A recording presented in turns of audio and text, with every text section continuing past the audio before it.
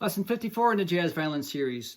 Now, so far in all the videos and the lessons I've mentioned about chords, we spoke only of triad so far, which is a 3-note chord, every other note, right?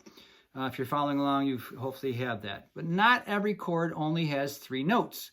So what's going on with that? Well, there's a couple little secret handshakes I want to tell you about. One is you can continue every other note into a 4th note, 5th note, or 6th note, or even a 7th note if you want to get really complicated. We're just going to talk about a 4-note chord. It's called a 7th chord. Why is it called a 7th chord? Not because it's the 7th note of the scale. Not that 7th chord. A 7th chord. A 7th chord. It goes 1, 3, 5, and it has the 7th note of the scale in it. There's one. It just keeps going every other note. You can do that in any chord. Right? Can you hear them? I'm not going to show you the keyboard. I'm going to stop on that one. That's the 5 chord. Now, by nature, the 5 chord is the first one of any of them to use that 7th note. In this case, it's a flatted 7th because it's in the key of G. I'm describing in the key of C.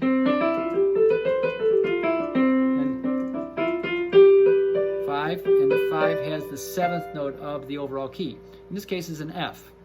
So, and it's a lowered 7th. It's down a whole step from the octave of G. So, there's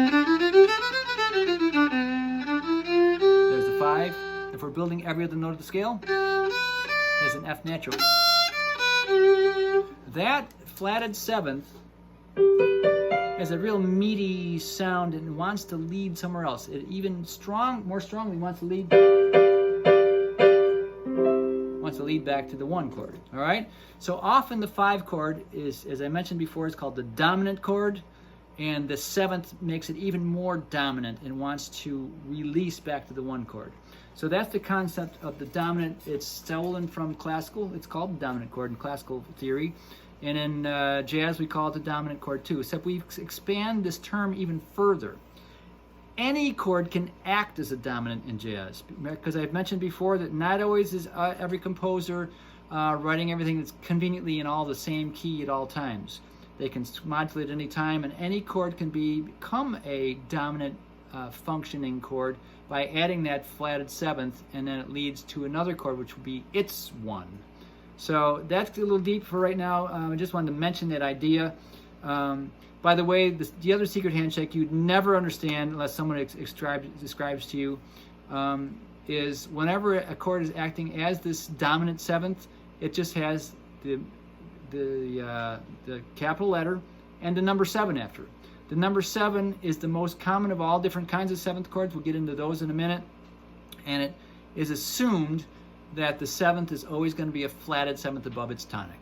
So that means the octave minus a whole step rather than the octave minus a half step, as is normally in a major scale.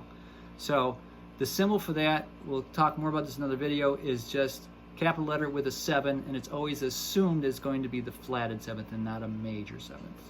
Secret handshake, nobody would ever know.